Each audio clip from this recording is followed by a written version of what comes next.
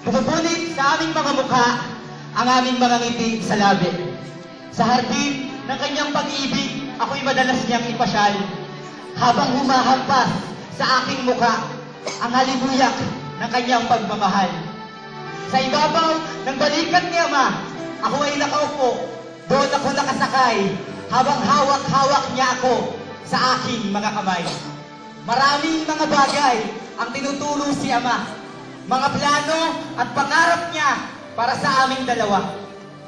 Subalit, nang magawa ko ng pahirin ang mga gatas ko sa labi, tinangay ako ng mga sarili kong desisyon papalayo kay Ama na nagpistulang buhawi. Ang mga pinta ng larawan ni Ama ay nagumpisa ng malungkot. Ang mga ngiti na dati pumupunit sa kanyang mukha ay unti-unti nang nagsara kasabay ng pagpatak ng mga luha ni Ama.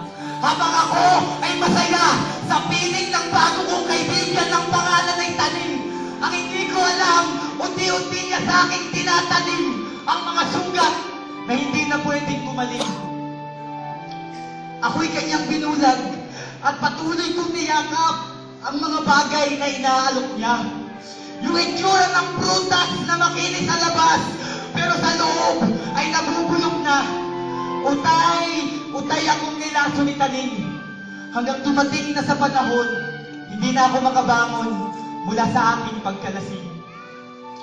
At pagapang kong tinahak yung masukal na gubat, habang tumatagal, mas lumalalim yung sugat. Ang mga labi sa pisngi ni Ama ay nasasabik.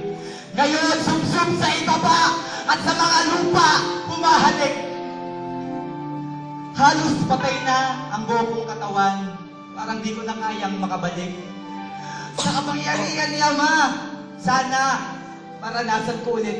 Subalit sa aking pagapang sa masukal na gubat, ay may mabangis na leon sa aking unahan.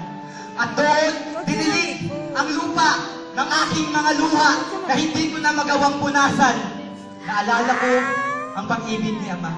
Pag-ibig na naging sandata upang magawa kong itiklop ang aking mga luhod. Tuminga na, sumuko, nagpakumbaba, napapikit ako at tumawag sa Kanya. Inamin kong lahat ng aking mga pagkakasala at mula sa itaas, nakaramdam ako ng lakas na para mga sugat ko'y nakatagpo na ng lunas. At sa muling pagbubukas ng aking mga mata, wala na ang iyon, wala na ang gubat. Sa balikat ni Ama, muli niya akong buhat-buhat. Hindi ko iwasan at panituran ka sa mayuan suway pinaliwala. Ngunit ngayon nagturo sa